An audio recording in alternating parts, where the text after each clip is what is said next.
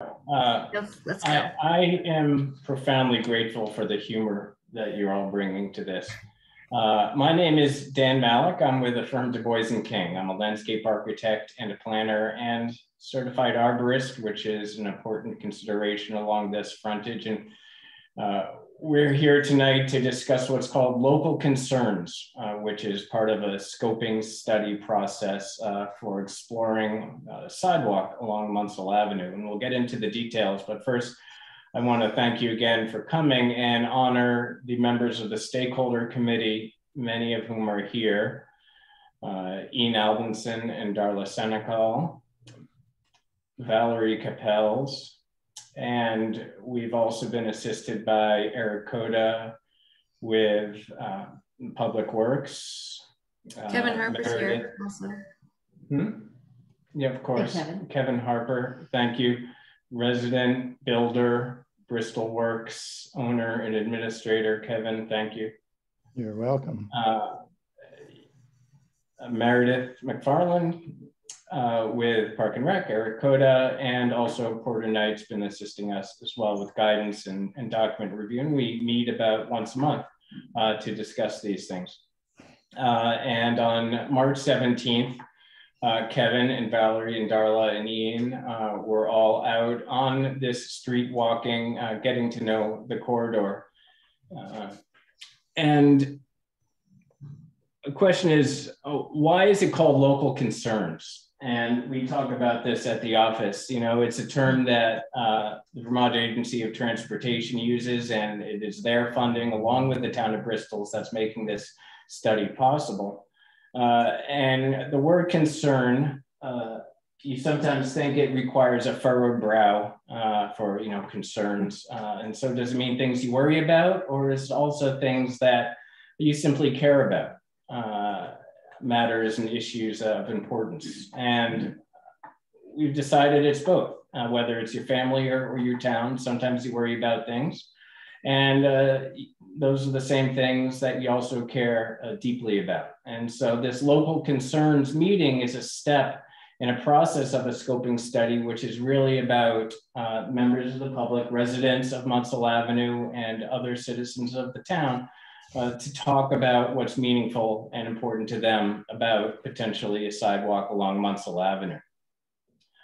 So that's why we're here. This is the local concerns portion of the scoping study. It'll be followed by a survey to take your temperature on a sidewalk along Munsill Avenue, and additional exploration of potential alternatives of which side, for example, or you know, setback from the road and whatnot. And we'll be stepping through some of those items this evening. And so what is a scoping study? And again, this is part of a process to move forward, to get funding. It comes out of efforts by the select board, by the bike ped committee, by the property owners along Munsill Avenue to increase connectivity throughout the town. And so one of the first steps is seeking funding and adding funding for you know, a study like this. Okay, what's possible? Where could it go? And a lot of the important part is public engagement. And while we'll talk about the right of way along Munsill Avenue, it's important to recognize that if there is a sidewalk that goes on one of the other sides, it's also going to be on people's property. So a right of way is a legal opportunity to use a certain width, about 50 feet of the road, for government or utility work, but that doesn't mean that we shouldn't honor and respect the fact that property lines still extend well into the right-of-way. And so that's why a scoping study has a high amount of public engagement. I would actually change that moderate, I think, to high, because it really is very important. When you're talking about a sidewalk that might go along someone's front yard, it is important to engage the public. And so after this, we'll come with a recommendation and some cost estimates to the town about potentially what side of the road and how it should be constructed. The next step would be construction documents and permitting, and then finally, hopefully, construction.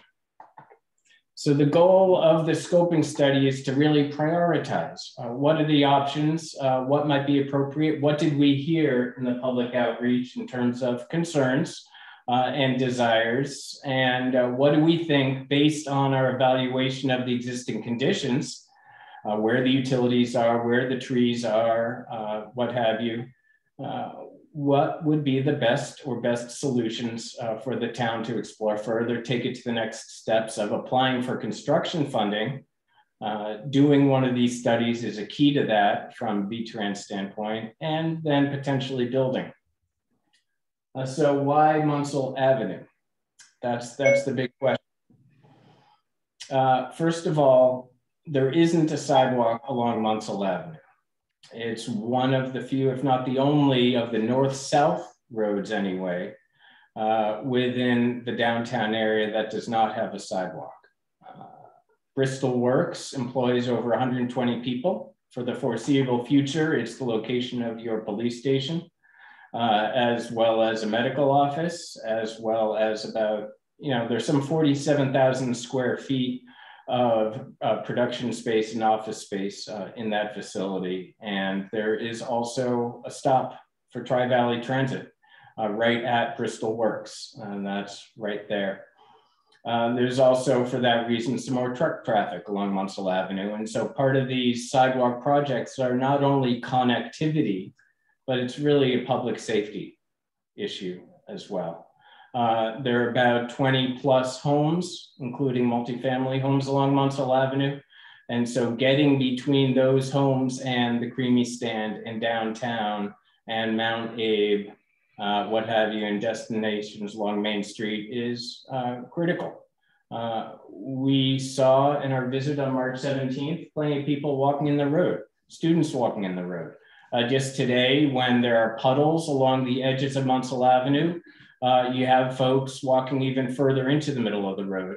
Or when there are snowbanks along the edge, I was up here with my daughter in February, talking to a fellow who pretty much had to walk down the middle of the road. And that's despite the great job that the folks with Public Works do to plow. It's just, the snow piles up. And so that's why Munsill Avenue. And this is part of a broader initiative of, connectivity throughout the town. And so with that in mind, there's the context, but the question has come up, why Munsill and not Pine Street? Why Munsill and not extending the sidewalk along Liberty all the way to the north to Pine Street? And that is a perfectly valid question, appropriate question, and we're at the right stage in the planning process to ask that question. And the answer is not because those aren't deserving corridors. Of course they are. We know how many people walk along Pine Street doing the loop. We know connecting down to the back entrance to the rec fields in the high school also happens along Liberty. Part of it is that Liberty has some sidewalk. And when you're weighing a corridor of 1,600 feet or so, which is Munsill, versus a little over 2,000, which is Pine, you're thinking about the costs of the study. You're thinking about the costs of construction and planning, and that 500 feet can make a difference. If we were to build a sidewalk along Pine, it still wouldn't connect down Munsill or Liberty unless we first, address the north-south corridor of Munsill Avenue. And so it's a great question. There are differing opinions, and that's good. And we look forward to hearing and processing and putting them all into the study. But when the select board and the folks on the stakeholder committee and folks at Department of Public Works discuss what they could afford, what could be maintained, and what could be done feasibly now, that's why we're here talking about Munsill Avenue. So let me just pause there for a second and say, if there's anything that comes up while we're talking about this and you want to shout out a question or put it in the chat, by all means. This is obviously an intimate group. This isn't a formal meeting process by Robert's Rules of Order. And so feel free to raise your hand, unmute yourself, shout out from the back of the room. And if you want to talk more about why Munsill and why not some other street, that's fine. V-Trans financed this scoping study for Munsill Avenue. And so, of course, that's part of the answer, but that's really not the whole answer. We could also say stay tuned for those other corridors because they're clearly important. But when all of the elements were evaluated, you know, the focus on Munsill Avenue seemed the most appropriate. And if anyone else with the town wants to chime in or expand on that, you're welcome. The only thing I'd add at this point is that the need for some sort of facility on Pine Street is well known. And years ago, the town of Bristol did have a study done of what it would take to put a sidewalk on Pine Street. And because of it's narrow and there are a lot of land use conflicts and other types of conflicts, I haven't seen it directly myself, but I understand it was extremely cost prohibitive and very difficult to accomplish. So there's a group, a pedestrian bicycle advisory committee that is looking closely at Pine Street and other pedestrian bicycle corridors and how to improve them with or without sidewalks. So, and Liberty Street will be on the list at some point, but as you mentioned, it's already got part of a sidewalk, and Munsill definitely was at this point in time was a higher priority with the resources we have. And I'd also say that, you know, sidewalk, especially in the village, is a high priority for the select board at all times. I mean, we try to pick and choose what we feel are projects that are really needed by the community and from the feedback we've heard. I'd also say, adding on to what Val said, for Pine Street, while that group is looking at the potential for sidewalk and the costs involved, we will be going ahead and be adding striping lines on that street sometime in the near future that'll hopefully help with walkers and cyclists on that road. And it would be sort of pedestrian lanes either side. There are other towns, including Lincoln, have done this in terms of on roads offering at both sides, where mostly cars are heading in the middle, and then when you need to do 2 lanes, it would be over those lines because they'll be dashed lines. So we are going to do that hopefully this summer, and we'll see how that goes. And then from there, I think we can really start to look at a need and see how successful that is. That's excellent. Thanks, Ian. Thanks, Valerie, for that additional context. And so it sounds like watch this space and watch the road. That's exciting that you'll be doing that on Pine Street. And I think that will help sort of shift maybe some people's thinking, including the motorists that travel that every day in terms of sharing the road like that. So we're looking at an aerial right now. I'm sure all of you know all of these places very well. In terms of Holly Hall, that's where we are. There's the green across the way. And just as an aside, for a couple of you that don't know, back in the mid-90s, I played on that green with Bristol Band. I was a music major at the college down the hill and had taken a year off to deliver mail out of the post office. And a friend of mine said, hey, you should come on up the hill, Alice Weston.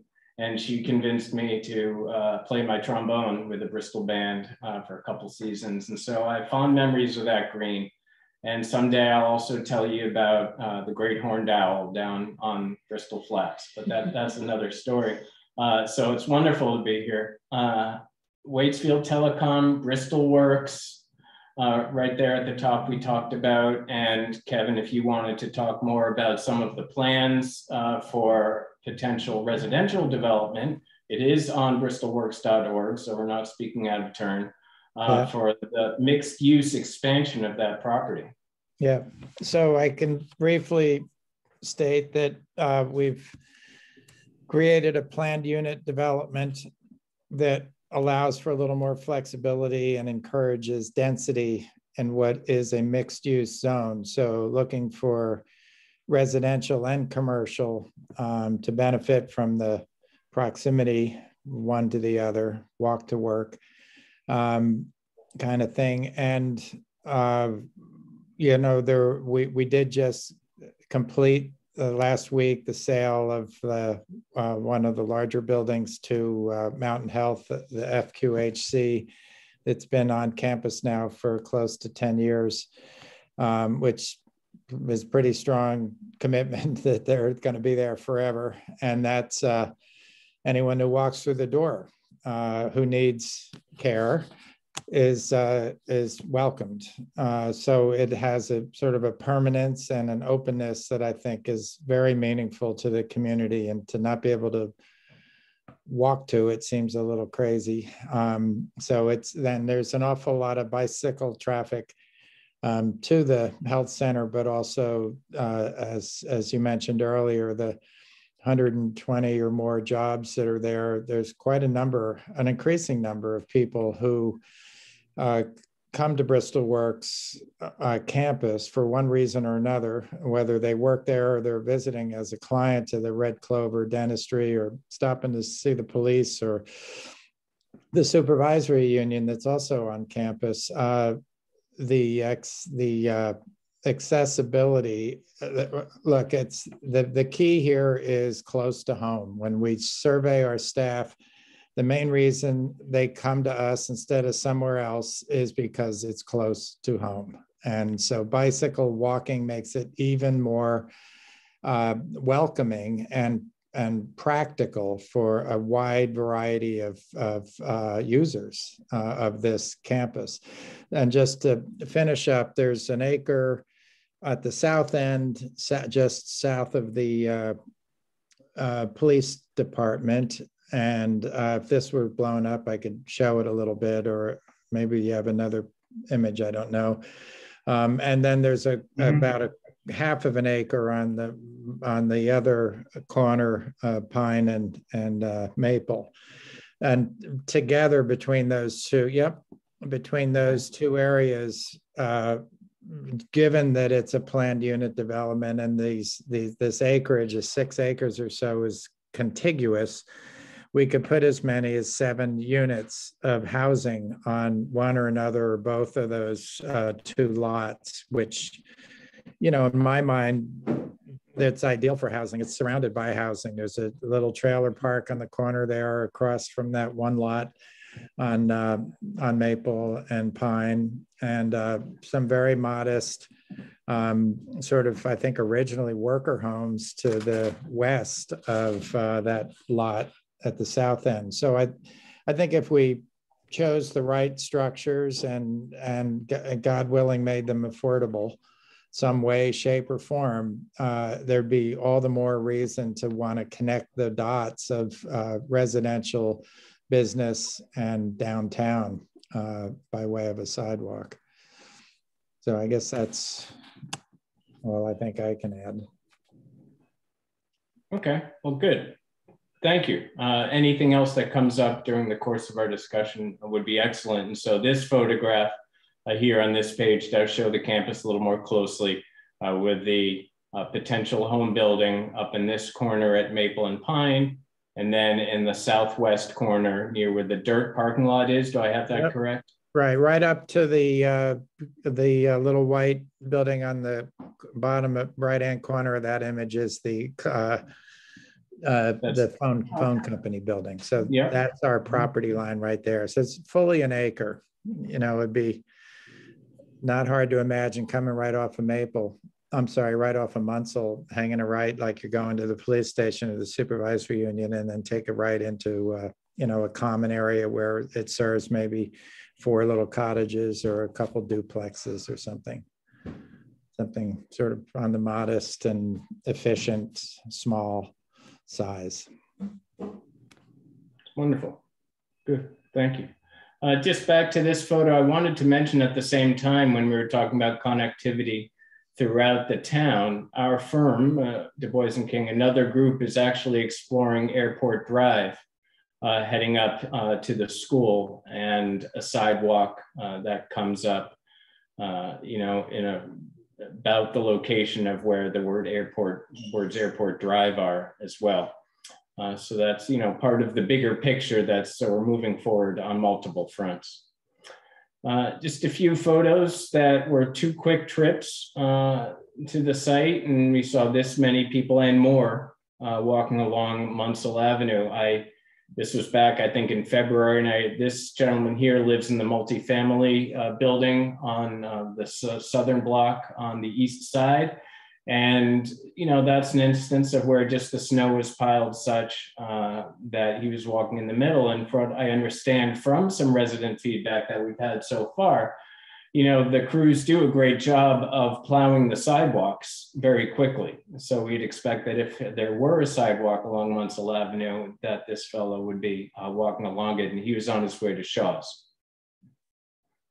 As we said, Tri-Valley Transit has this route, I think 6 times a day or so, maybe 3 a.m. and 3 p.m., if I'm remembering that correctly, or at least starting at 6 in the morning and ending at 6 in the evening weekdays. And so I think that actually might be 11 pretty times. frequently. Yeah, stopping up here at Bristol Works.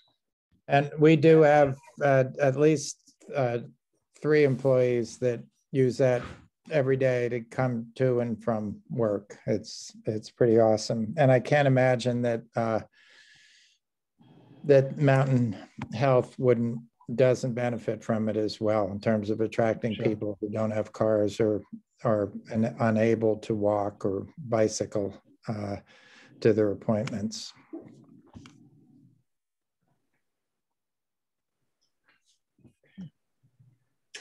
So talking a little more now specifically about sidewalks, and you know, this is an ideal drawing along here. The roadway width of Munsill Avenue is about 22 feet for most of it. It narrows a little bit to 21 feet as you get down to the south end for West Street. And that's in a right of way of just about 50 feet. It varies very slightly. This term rods goes back about 400 or 500 years. There are, a rod is about 16 and a half feet. There are 4 rods in a chain. There are, 25 links in a rod. But we inherited this system, and a lot of our road rights of way, especially a class 3 road like this, is this 49 and a half feet. If you see that, if you see the rods, 10 square rods is an acre. So it's actually 66 times 660. You get the area of an acre. So it all connects. So within that area, we're trying to then fit within the right of way, okay, our 5-foot wide sidewalk, which is standard for Bristol. And then part of the question we're going to ask, is that sidewalk going to go right along the road? Or is that sidewalk, as is again typical throughout the town? If we go back up to this picture, some of you can, if you look real closely, or if you're just driving around, you'll see that for the most part, the sidewalks have a buffer in between them. And so we see a 5-foot wide sidewalk, if it's right up against the road with another 6 inches of curb. Or we have 4 feet, for example, of a grass strip, and then your 5-foot wide sidewalk. So that's 9 feet. And marrying that to how that 50-foot or so right of way goes along with a 22-foot wide cartway, you see you have about 14 feet on each side of the existing pavement to potentially put, a 4-foot wide grass strip and a 5-foot wide sidewalk. However, we're here to hear your opinion about what that 9 feet into, your front yards might mean. And even though we're going through this process of a sidewalk and, we want it to be safe and potentially separated from the road for that reason, now is a great opportunity to say, hey, that means my fence or my tree or my hedge is going to take a hit. And that's real. And there's no judgment about that being a very real concern, because I have lived along roads where sidewalks were being discussed, and I didn't have a deep front yard. And so, for the folks here, or for Tasha, we're taking a survey, but you can also reach out to me personally or to Valerie or anyone and say, hey, here are my strong thoughts about this one way or the other. Or if you have any questions, now's a great time. Does that grass part have to be 4 feet? No, it doesn't. And it can expand, it can narrow. If it's wider, you can sometimes fit trees in there, but if it's narrower, then it's less of a setback from the cartway. 3 feet is fairly common. The idea is for safety based on the conditions to have that separation from the roadway. And also typically, you know, if you're talking construction, if it's right up against the roadway, you're talking about installing a curb to provide that separation, and that's a cost consideration. So all these, you know, gel together as part of the alternatives that we're going to be exploring from here on out to ultimately come up with something that the town can use and say, hey, both the combination of the opinions we heard from folks along Munsill and the cost considerations and what might be typical along other streets and working in Bristol all comes together for a recommendation. Do you have certain thoughts about how one length or another or width might? Just curious. Yeah, right. Yeah. Tasha, as a resident, any other thoughts about that part? We're going to step through these options as well, but I want to make sure that you feel comfortable talking. No, I mean, I submitted a letter to Valerie Appreciate that. proposing it to go on the other side of the street. You're on the west side. We're on the west side, and my argument was that there are more trees along the west side, and it seemed like a straighter shot from Thad's. That was my argument, but I'm pro sidewalk, whichever side it goes on. I think this street could really use a sidewalk. I pointed out that, I mean, it's not extreme, but I feel like when cops get called to calls, they often go a little faster on the street, which makes me nervous with young children. Sure. So I'm pro sidewalk and pro east side, but would also take the hit to our yard if that's what it meant. Fair enough. We agree. Yeah, we feel the same way. Okay, that's good.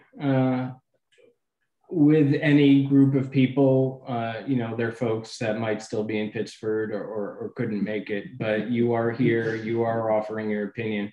And while we always sort of listen to the people that aren't in the room, that might not feel that historically even their opinion, you know, mattered much in a public forum, we're grateful that you took the time to write to Valerie. And if you want to pass the word about the survey, that would also be wonderful. And I guess I would just offer, as Kevin again, that I'm very comfortable having it on the east side, which would essentially run the entire length of our property line, because one, I think it's just a straight shot. There are those cedars, I believe they are, right? That might be compromised. It looks a little tight in there to squeeze one in. If they had to come down, they'd have to be replaced with something, and something that grew, you know, reasonably quickly. They've been there for decades. So that'd be the only negative from Bristol Works' point of view, is if we had to nuke that run of trees. But I'd rather, you know, if there was resistance from the other side of the street, because, you know, like Tasha says, it's my front yard.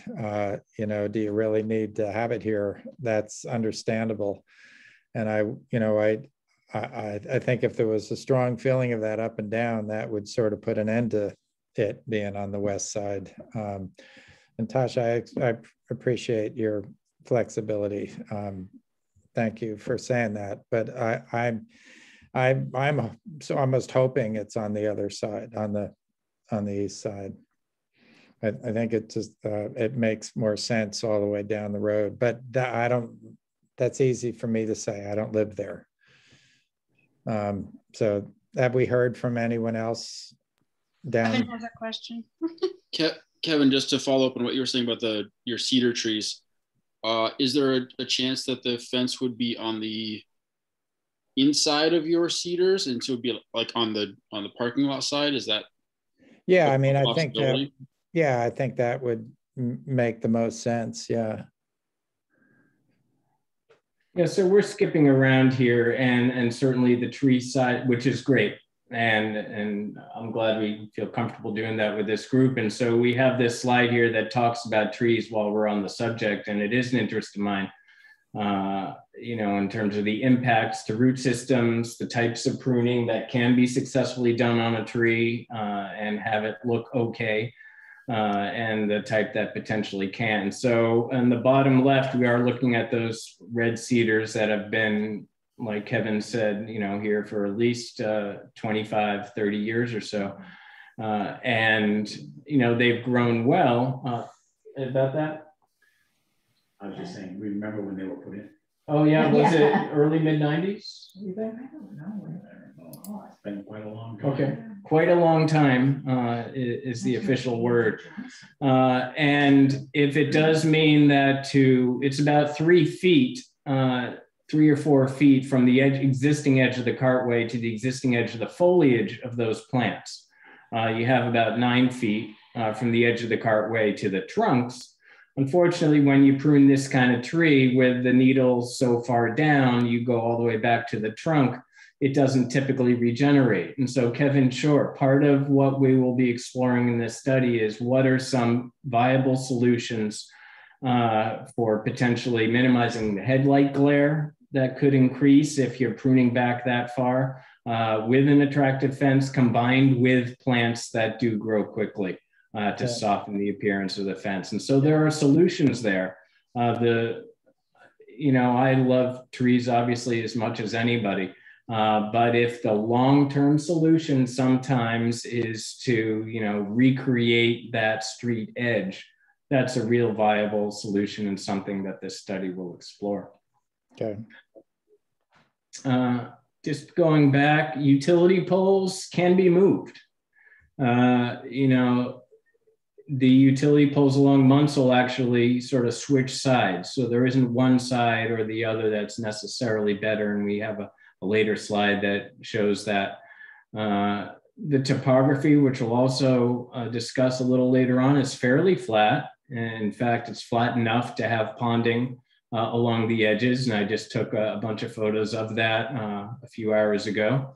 The biggest slope area is here at Bristol Works at the northeast end, but it's not so egregious or challenging that the area within the right of way couldn't accommodate a short retaining / sitting wall enough to also then run a sidewalk along the east side. But is that topography? That's certainly a planning consideration that would be explored conceptually in the scoping study in terms of feasibility.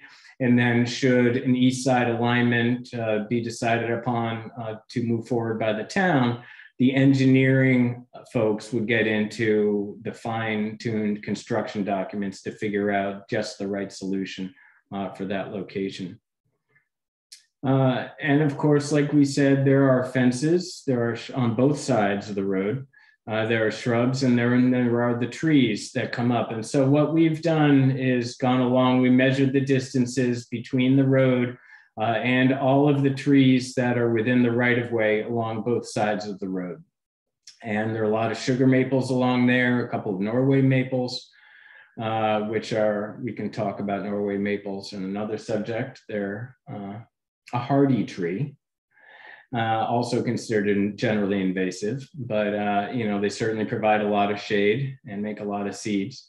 Up along here, we have, you know, those red cedars along Bristol Works, and different trees respond to construction in different ways. The two main impacts to trees, aside from simply hitting it with machinery, are, you know, to the root systems, either severing a root system when you're excavating for a sidewalk, and you have to excavate about 12 inches for both a sublayer of stone, and then a concrete sidewalk itself is usually about a 5-inch thick layer of placed concrete. And so in that top 12 inches, most trees have their root systems like maples in the top 2 or 3 feet. That's where they get their moisture. That's where they get oxygen for roots to actually respirate. They use oxygen.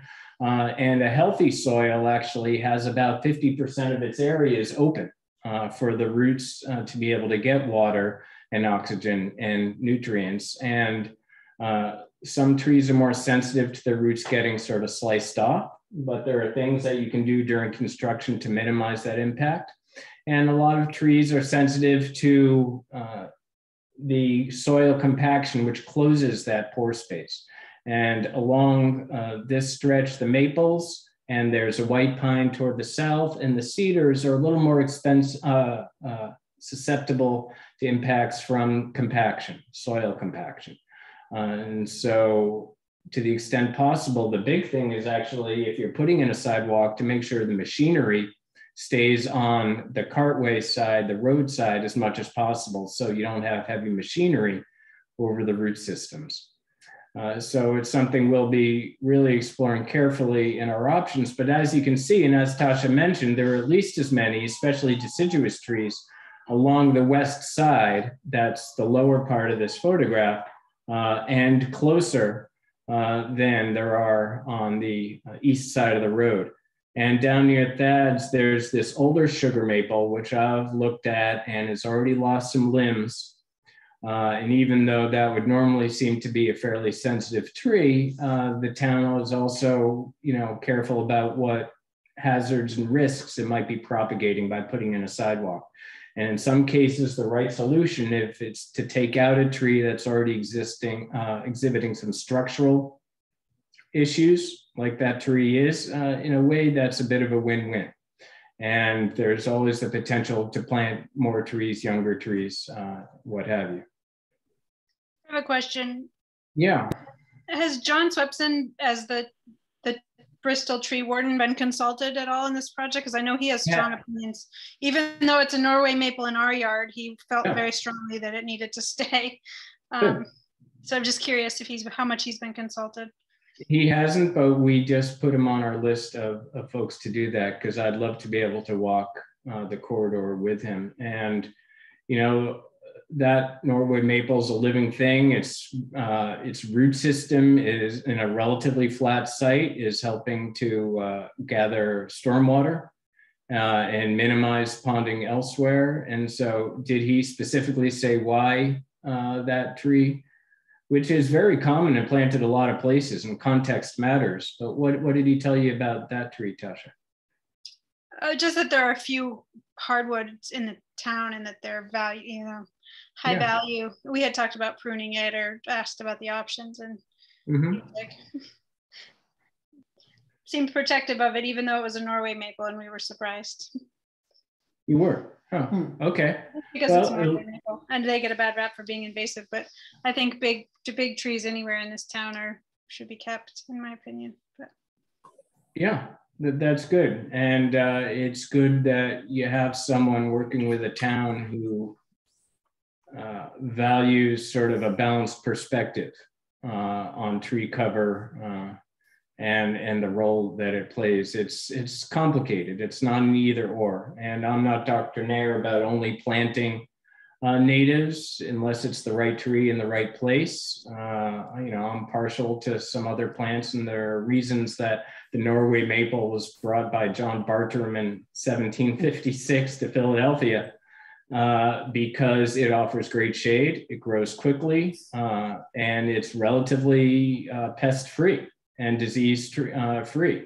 And there are fewer and fewer trees that, including a lot of native trees, that seem to be able to withstand funguses that have been visiting us over some of these wet springs we've been having. A lot of the spruce trees have been suffering from a combination of funguses, the white pines as well. With browning of their needles, and Norway maples are a hardy tree, so they deserve to be cherished. But we'll walk the street with your tree warden. I have a question. Perspective, yeah. The last slide, when we were looking at Munsill, and we were seeing the various types of trees. Can you tell me, because I'm looking at my property, and can you tell me again, I think I missed it, what do those numbers indicate next to the green that I see? Thank you. That is the distance between the existing pavement edge and the trunk of the tree. And so that's informative. For example, if we're talking about a 4 foot wide, for example, green margin, and then a 5 foot wide sidewalk, that's 9 feet from the edge of the cartway, plus a little bit of a distance to, install that sub base of stone plus the concrete. And so you can kind of do the math. A tree that is 5 feet or 4 or 3 from the cartway is in a lot more jeopardy, depending on also the species and size, than a tree that's 13 or 14 feet away. Okay, because I see my cedars on the corner of Pleasant and Munsill that are like a fence. And I see that there. No, it would be across. You have it marked as a deciduous, but it is an evergreen, I believe, because it's a cedar. Is that correct? Maybe I'm not looking. Right yeah, here. You're right there. Right there. Yeah, yes. yeah. I think there's another group of what we might have been seeing. There's maples. There's maples in there. Maples. Yeah. And this group here, I think where I'm hovering, we might have not recorded as a tree, but rather a tall hedge, and it deserves to make this kind of exhibit, but it might not have. Okay. But no, clearly, even from this aerial, the foliage is right up against the roadway. Yeah. Right. Yeah. As is our garage. Your garage. Yeah. Yeah. Yeah. Very close. I vote for the other side. Okay, that's 5 tick marks, and we haven't even gotten to the this or that portion of the presentation. But that's all good. Thank you. Yeah. No. Thank you. And just briefly again, this shows the 1-2 fire hydrants on the west side on the southern block, and then the fire hydrant on the east side. And these marks here are utility poles. And you can also see that while there may be a few more on the east side, there are still quite a few on the west side. And the water lines, consistent with the fire hydrant locations, actually switch from a 4-inch line along the southern block over to a 6-inch line on the northern block on the east side. So that's interesting that they switch back and forth. And I'm not quite sure what happens underneath the intersection of Pleasant and Munsill. But it's also worth noting at this time that I've communicated with Eric Coda, and that there are stormwater projects. This little green line right in the middle is a subsurface stormwater pipe. This intersection is going to be enhanced. There's no timetable and no precise plans, according to Eric, but they're looking at improving the stormwater situation right at this intersection, with potentially additional piping and additional dry wells moving up Munsill Avenue. And so whatever sidewalk project is ultimately considered by the town here would be coordinated certainly with that work, and potentially even done at the same time to share costs. That's a great opportunity. And to the extent you can see it, we are also looking at topography. It is fairly flat with a gentle slope from the north to the south overall, with just a few sort of micro areas of consideration. The things slope down into the dry wells. You can see almost a gentle slope coming down toward West Street.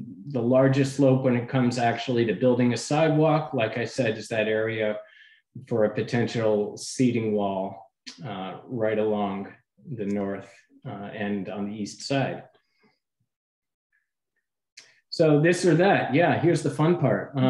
West side or east side? Is there anyone in the room that wants to advocate for the west side based on understanding of conditions. You know, we're kind of, as planners coming into this process and stepping through something that's, you know, V-Trans protocol, we kind of have to stay agnostic early on. We're going to bring our expertise to this and make recommendations, but we don't, you know, I can read the room. At the same time, does anyone want to, you know, speak up for the West? No. Okay. No, I don't want to speak up for the West, but I have a question. I don't know if this is the right time or even if it's appropriate. It is. But it just seems so aggressive, all of the ripping up and the this and the that. Was there ever a discussion about making Munsill one way and then putting I don't know, and taking some of the roadway and making a sidewalk?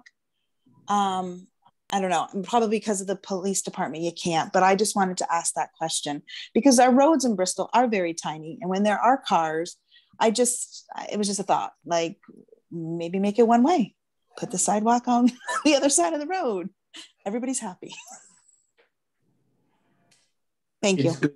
It's good thinking to think about that. I like that process of, you know, thinking outside the box. Ian, as part of Bike Bed Committee, or Darla or Ian on the select board, was that something that was ever, hey, how about that? Has it come up? It's something that has been mentioned at select board meetings, especially connected with Pine Street and how we might make that better. I know that, I think Peaker brought it up, the idea of making some of the streets one way or making Pine Street one way and then you join it from other one-way streets. It's obviously a very large discussion to have with all residents that might be connected to that. But it's definitely an idea. I mean, I think it's one that could be looked at. I guess the main thing we'd look at would be traffic patterns, just to see how that would affect, since you are changing the road, and how trucks come in and trucks leave for the facilities that are on that location. And also because the police department's there, depending on the direction that you choose, obviously they'd only be able to leave in one direction. But it definitely would solve some of the problems that we're seeing, especially with the trees and the Bristol Works lot, which is nice. You know, the consensus at least in this meeting seems to be east side. And I say that personally, I'd have to agree with that just because of the fewer trees and the ease of moving power lines, things like that. But I think it's definitely, I'm willing to have that discussion and talk further about something like that happening. But obviously that's a different process than what we're in now with this particular scoping study. Yeah, I appreciate the thought. I don't recall the conversation, but it could have been before I came onto the board. But I do think it's an interesting idea to think about. And when I look at east side versus west side, one of the things that comes to mind for me is there's, like, between Bristol Works and the telephone company, there's a lot less residences that would be disrupted by putting a sidewalk on that side of the road. The concern, and I know we'll talk about this in another slide, is like at the apartment building, how do you handle, you know, do you stop the sidewalk and with that very long driveway space that they have? How does that play in, and what concern is that?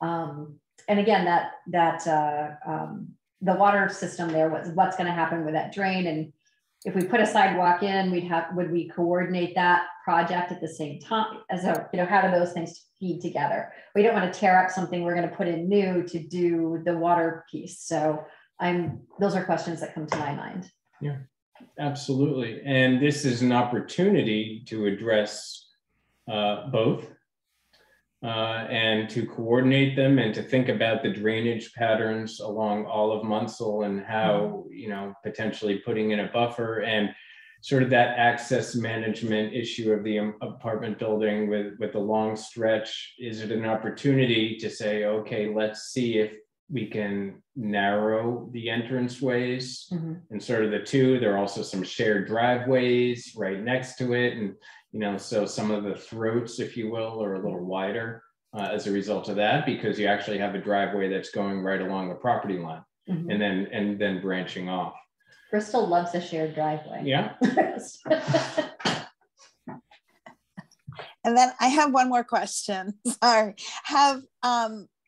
I know this is like the the first gathering of folks.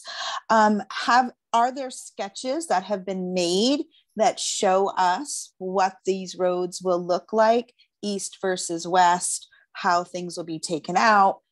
Do we see that? Is that something that's ready for us to see?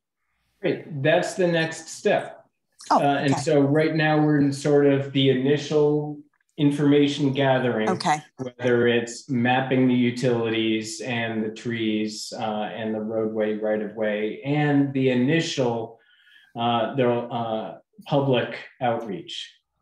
And so we've had sort of the site visit and gathering information from both on site, taking measurements with wheels, using GIS data that's available from the state about, various things, getting the water line locations, and this meeting this evening. And so the next step is to take this, finish out that sort of initial existing conditions portion in terms of the heavy lift, and move into an exploration of what VTrans calls alternatives, which are really sort of the design options, and fleshing out, based on what we've heard, perhaps the 2 or 3 or 4 alternatives.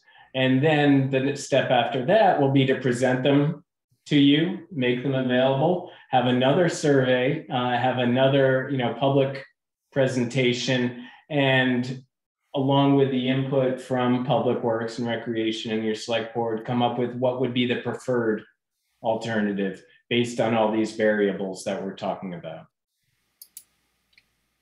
May I ask one more question? Yeah. And then I have to go put this very tired boy to bed.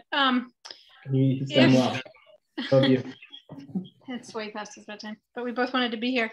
If hypothetically it was on our side and we had to move our fence and our gardens back, does the town foot any of that bill? Because we have a lot of time and energy in that fence, and that's like, to move that is, how much does the town contribute to, on either side, whichever side it is, to make up for what people have to move or lose in their yards? Do you understand my question? Does the town foot any of the bill if the fence has to be moved? Right. We have to, or something like that? I'll just say initially, in terms of this process, the funding at large, wherever it comes from, is typically accounts and the cost estimates for moving mailboxes and fences and what have you. And VTrans has this 15-page document of items for various costs that it has. And so when we figure out a project, all of that is included. Now, whether the ultimate funding for this project mostly comes through grant money and VTrans, as opposed to the town, it's my understanding that you wouldn't be expected to foot the bill for moving your fence to facilitate a project. And if anyone else wants to chime in on how it's been done elsewhere in the town, by all means. But recognizing, sure, you took a lot of time and expense to put that fence in to accommodate a sidewalk on your road. Typically, the cost estimates that are then, funding is sought for include the relocation of the fence. Thank you. Valerie could probably answer that question. Valerie, any additional thoughts? No, you're absolutely right. Those would be factored into the total project cost. And even if it was a town-only project, that would still be factored into the cost for all the reasons you described. Good. Yeah, thank you. So we discussed either you have a buffer of some kind. The picture on the left has a grass strip buffer, and that one looks to be about 5 feet. And on the right, you have the sidewalk right up against the road, but again, for safety and drainage reasons and water flow, that's typically a curbed condition where we most often see it. And as I step through this, a few of these photos are from Bristol. There are a couple from Middlebury, and there are a few in my hometown of Randolph. So if you don't recognize certain things, that's why. For example, the photo of the curb sidewalk, it's a street with similar homes as Munsill Avenue, that's around the corner of our office in Randolph Village. Is there a sentiment in the room between right along the road with a curb versus a buffered strip? Yeah, the grass strip. Mm-hmm. You can say thumbs up for a grass strip if you prefer, or simply chime in. We're all friendly here by now. Mm-hmm. It's interesting to me that in some places there's some confusion about who maintains the grass strip. Some people believe that the town should be mowing and doing all the stuff in the grass strip, and they let them go.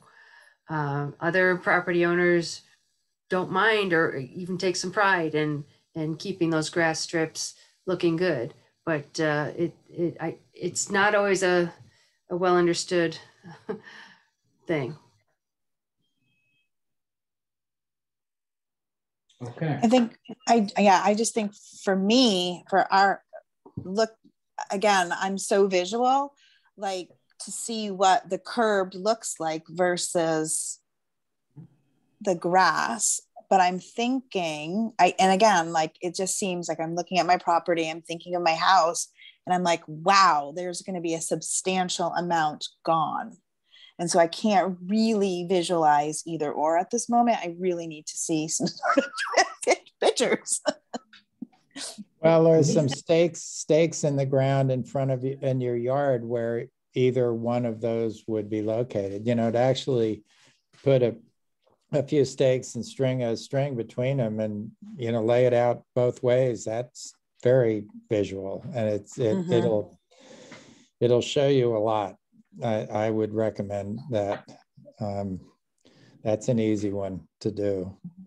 That'd be good. And they you both could go have back. what I worry about, and you see it all over town, is where there's that grass strip, there's cars park on it and plows chew it up, and they at least 50% of the time they look like hell. But you know, where they're taken care of, they're lovely.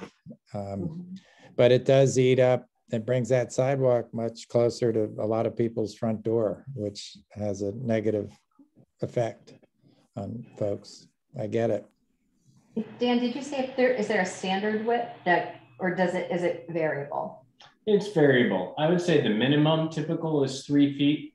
But if you even go around Bristol, it's 5 or 6 in places.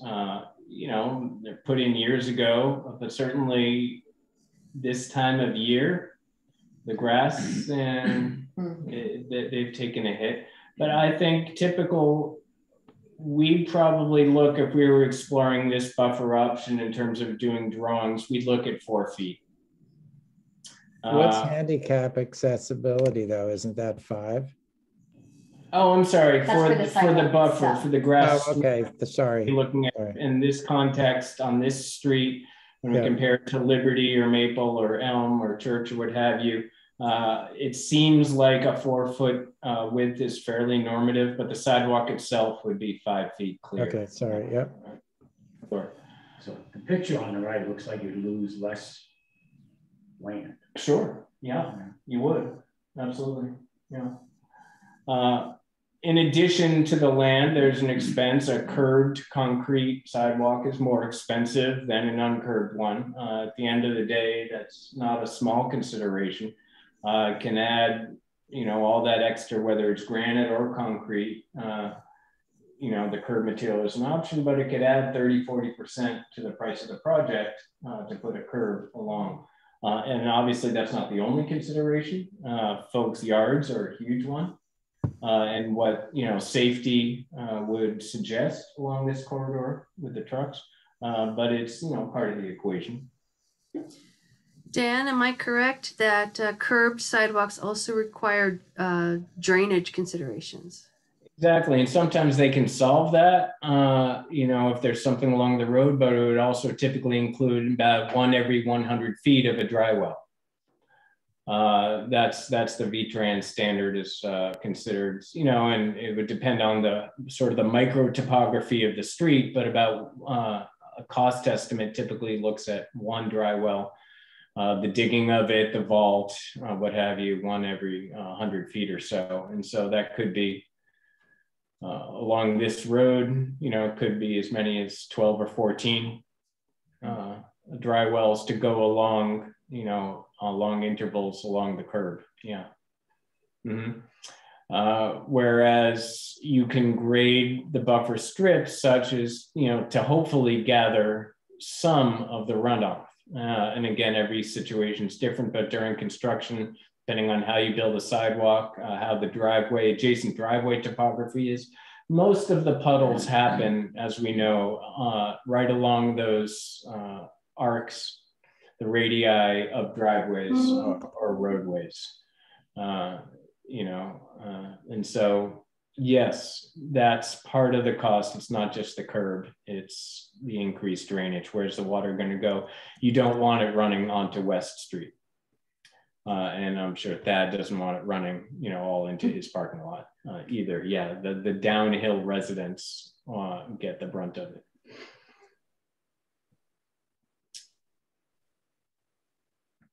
So right here, we actually have photos, interestingly enough, of a curb and a grass strip that's more typical along busier roads. Portions of North Street have that condition, but these slides are really intending to show you have a 3-foot wide grass strip into one. And what the wider strip does is allow, if you do have to have trees come out on your yard, some trees, relatively narrow trees, depending on where the utility lines are, does sometimes provide the option of relocating your utilities and planting trees.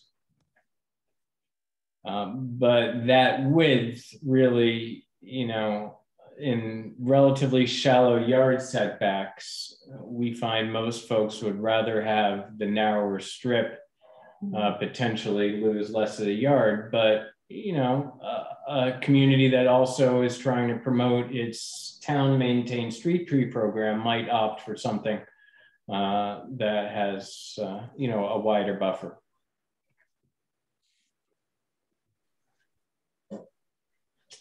And then the question came up, for example, how do you sort of run the table on the sidewalk? And if you go around Bristol, you'll see almost exclusively, it's really built in one fell swoop, straight along the driveways. Now, it becomes an issue in terms of maintenance, potentially, when someone, if they do want to turn their gravel driveway into asphalt, or if they have an asphalt driveway and want to, reseal it, it's a consideration in terms of maintenance moving forward. But typically in terms of safety and continuity of a surface for people who are walking or pushing a stroller, or simply have challenges, or if it's a little kid learning to ride their bike, typically what we see is the single surface straight across. Any thoughts?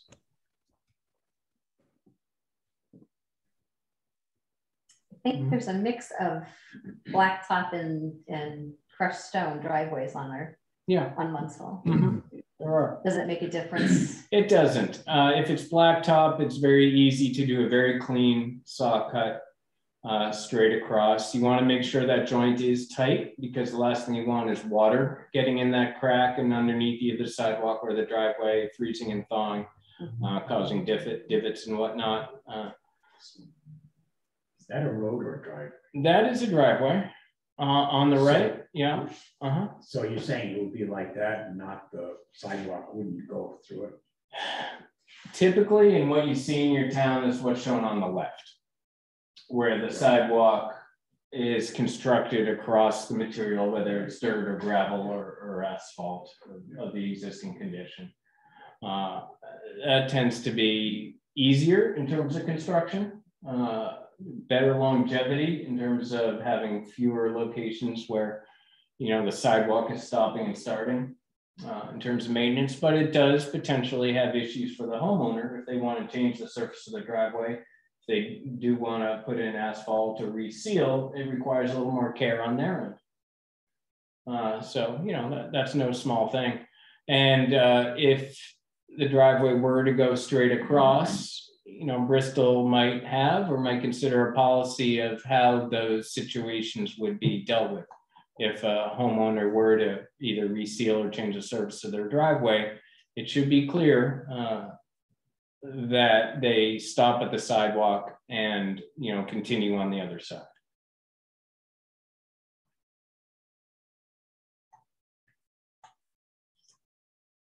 On the right, it shows that curbed condition. Sometimes you're talking about dipping down, which is another option. You're continuing the sidewalk surface, but what you have there on the right is if you're going right along the road with a curved sidewalk at the driveway, then of course you have to dip down.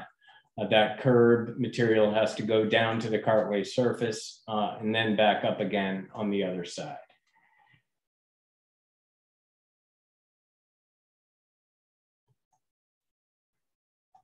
And unless someone wants to go back to one of the other slides, we just simply encourage anyone to take the survey that we have through the end of the month, and it goes through a lot of these same questions.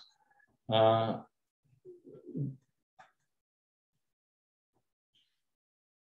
will take you to not Pittsford, but Munsill Avenue, a local concern survey. And there are just a few questions. We ask where you live, including do you live on Munsill Avenue? Do you think there should be a sidewalk? Because we are here talking about a sidewalk, but that doesn't mean everybody even thinks that there should be one. The question isn't not east or west buffer, it's really yes or no.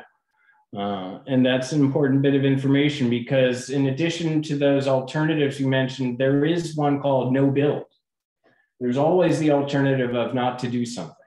And we are working in a community where we're looking at different alignments, and there's a very strong sentiment of the residents of one of the 3 or 4 streets we're looking at that they really didn't want a sidewalk on their street. And it was so overwhelming that we are focusing on the other 2 streets, and that's real.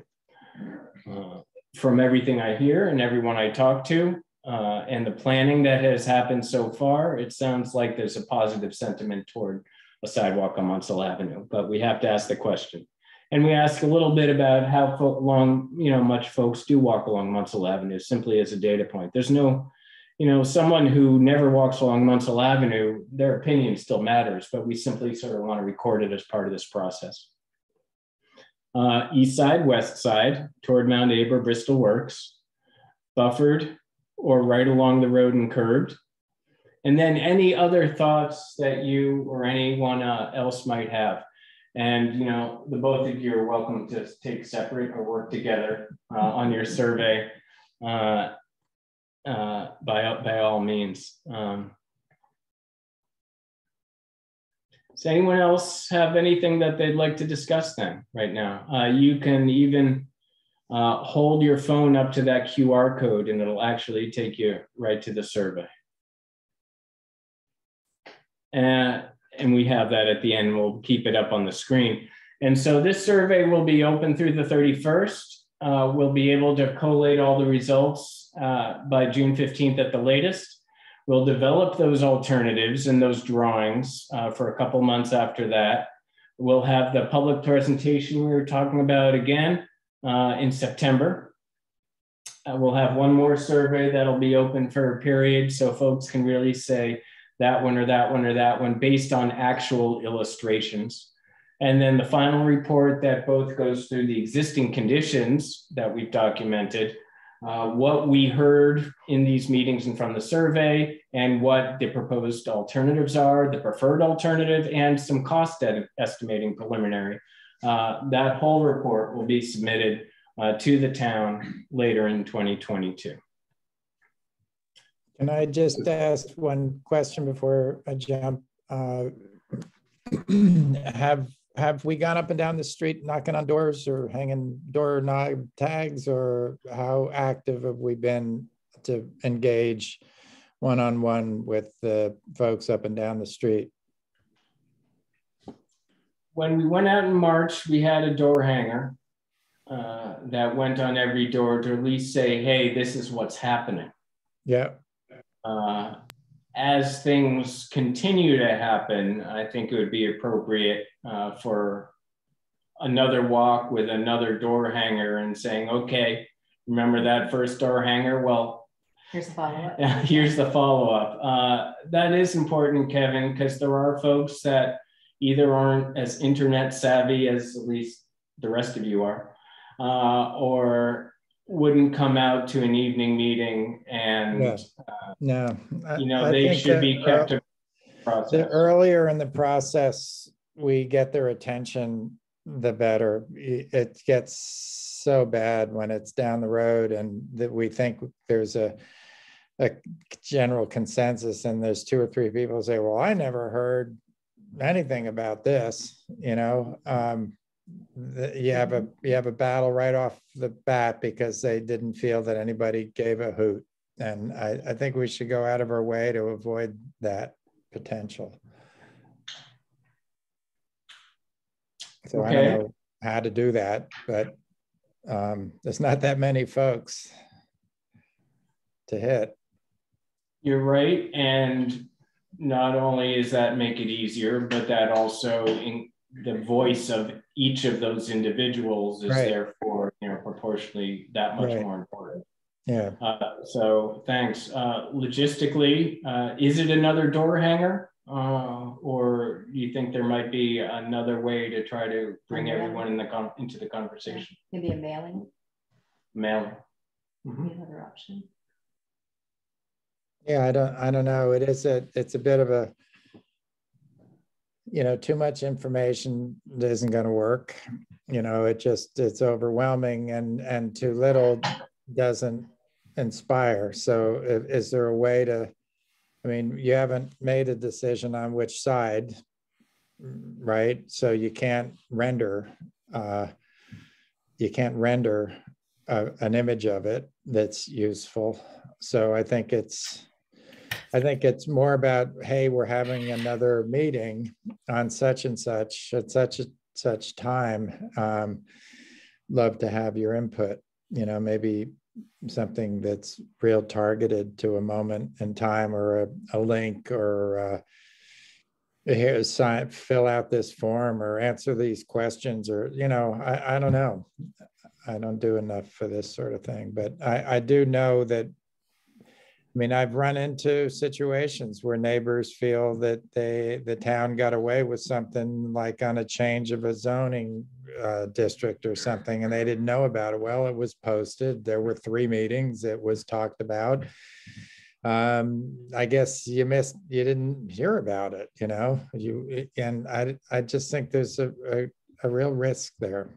There's not that many people. This is how many families, how many residents would you guess are up and down Munsill Avenue? 20? A dozen buildings at the most, yeah. And then, a number of mailboxes at the multifamily and the dual, the twins, on the south side. And I am going to volunteer my daughter and me over the next week or 2, Kevin, if you all think it's appropriate, to actually even try to capture folks for this first survey. I think this is a fine time. I'm taking your message of the sooner the better to heart, and so we'll jump on it. And we go on all sorts of drives on our Saturdays. And with your permission, she and I will just pop those in mailboxes or on doors. Great. That works. Thank you. Yeah, that's great. And I chat, I've been there for, good Lord, 20 years or so. So I know a lot of the folks up and down the street, and I'm happy to informally, sort of follow up if I know when you're coming. But that's a little crazy. What about if you want to reach the people, it would really just be going to each house with the survey and asking them to do the survey right then and there. Take 5 minutes. I'd be willing to do that. I think that's the only way you can really get everyone. You can leave the door hanger. It could fall. It could get damaged in the rain or whatever. But I think with this kind of survey, logistically, how would they get it back? If it's not online, if they have the paper version, how would they get their answers back to us, other than pop it in the mail or whatever? Well, so My suggestion would be to just do it with them right then and Oh, there. I agree. I agree. So I don't think the survey itself is a door hanger kind of thing. Right. It needs to be interactive. Okay. Right. Yeah. I think the door hanger would be simply saying, hey, this is where we're at in this process, and you can go here to take the survey. But Right, but if, let's say you get, you know, there's a house across the street. Someone's been living there for, same person for, let's just pick a number, at least 10 years. I've never seen this person once. I'm there 7 days a week.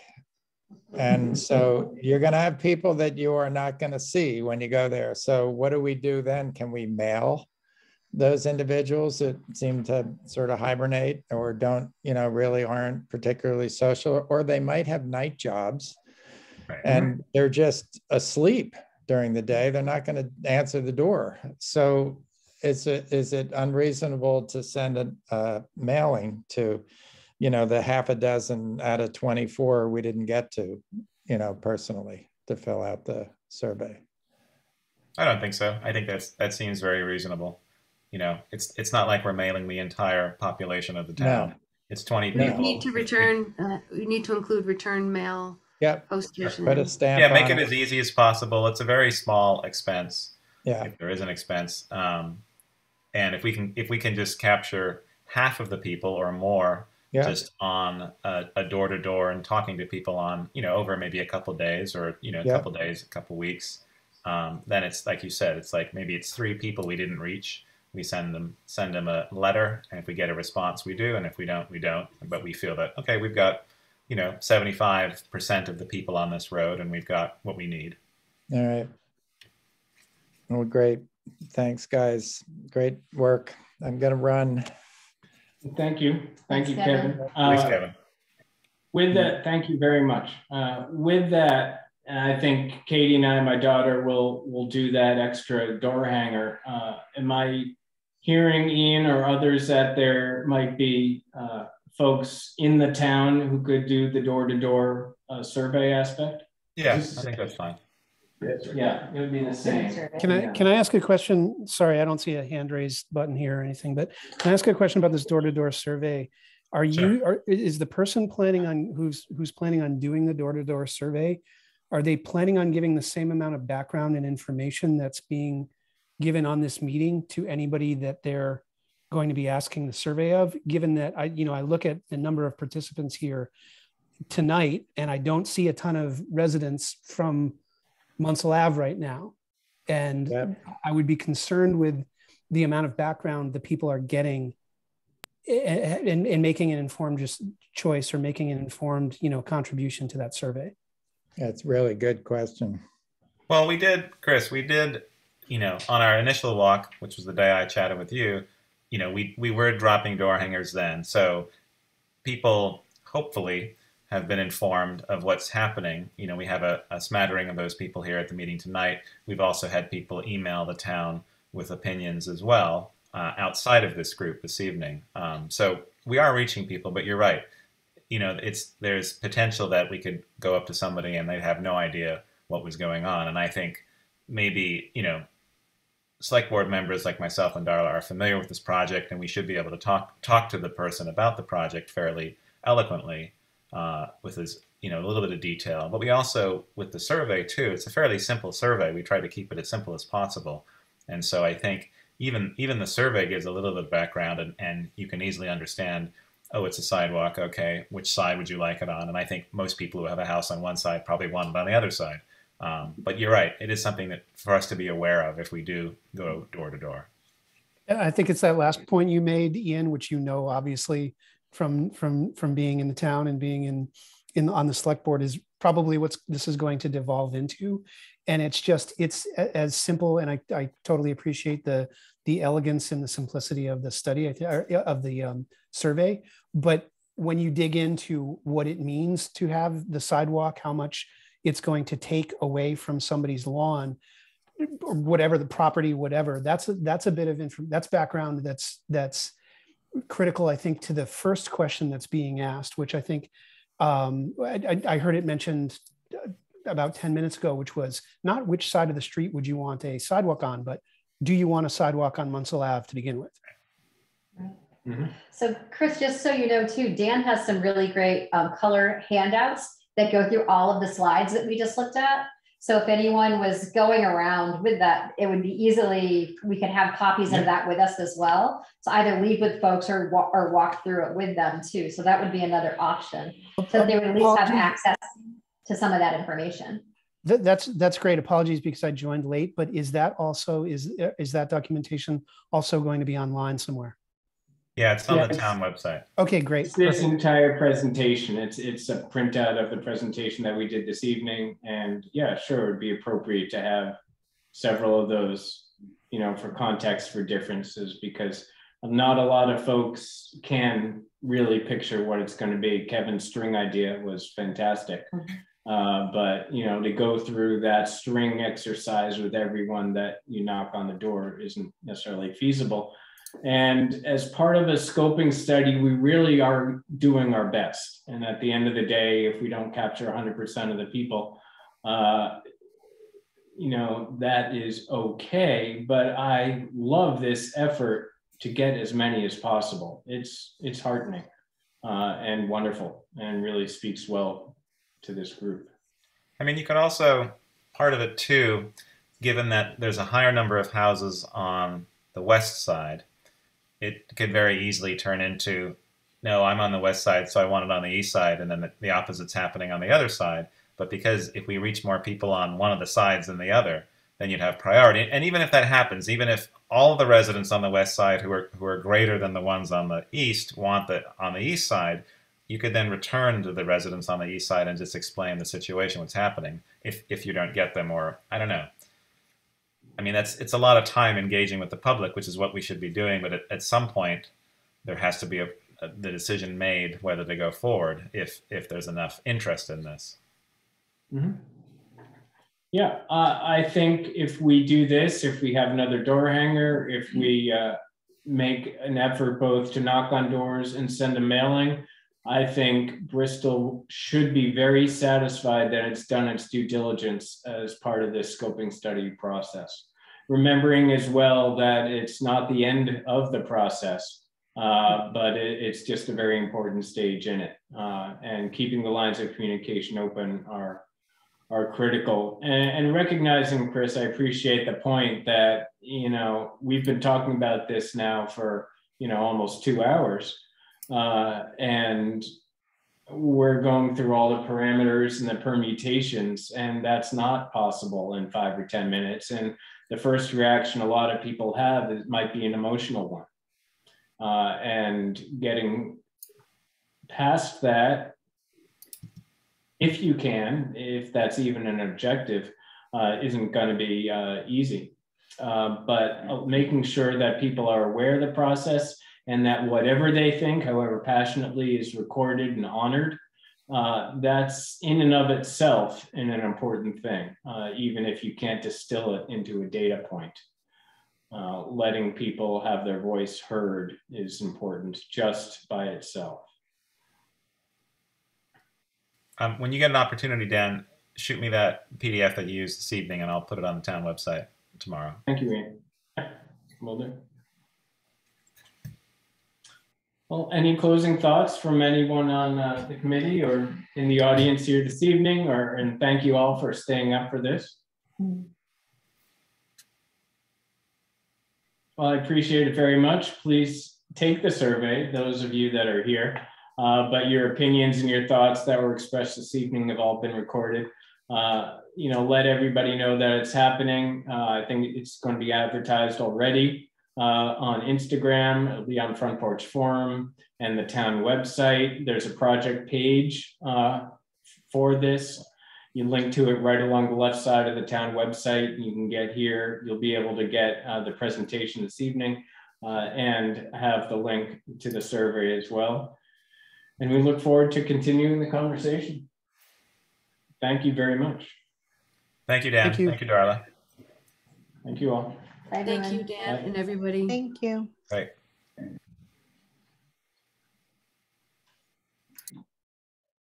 Who's the lady that was talking about the fence? Tasha. She lives next door to me.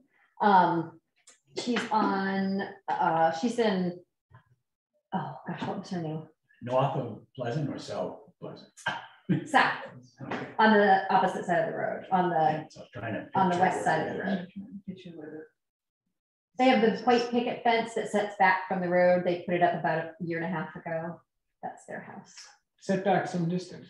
Yeah, Yeah. with that in mind, with the, Mhm. Oh. they talked to the road foreman when they put their fence up and asked his advice how far back it should go. Huh. So, and then they have garden, pretty extensive garden on the inside, but on the outside side too. Mhm. But that was a good question because they're, yeah, that was a good question because there are a couple of fences along that, Sure. you know, on both sides. Both, yeah. Yeah. Mhm.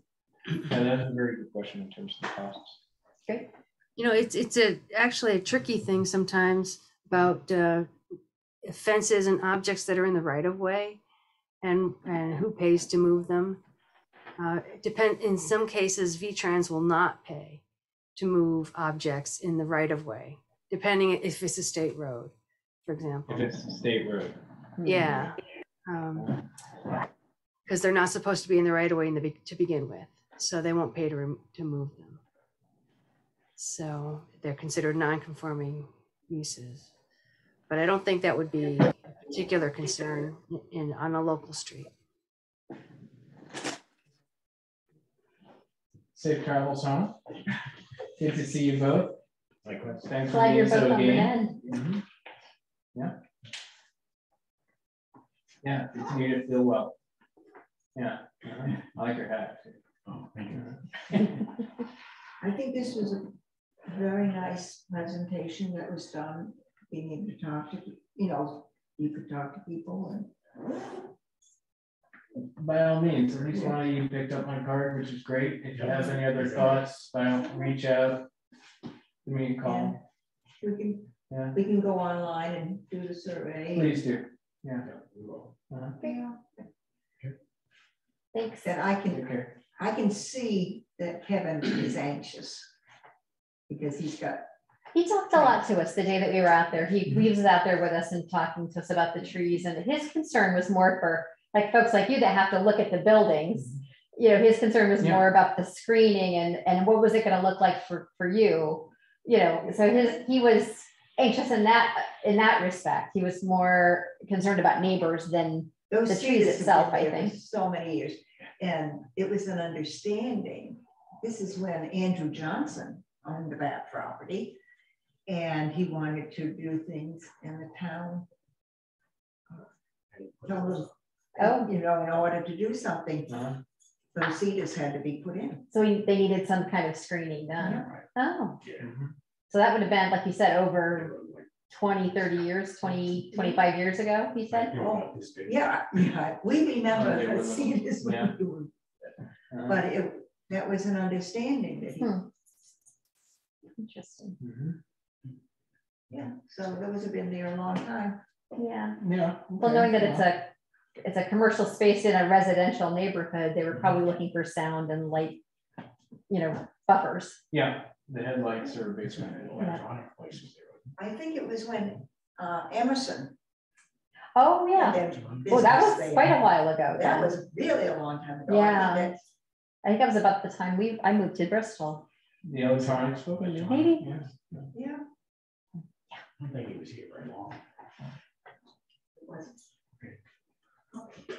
Thank you. Have a nice rest of the evening. Thanks.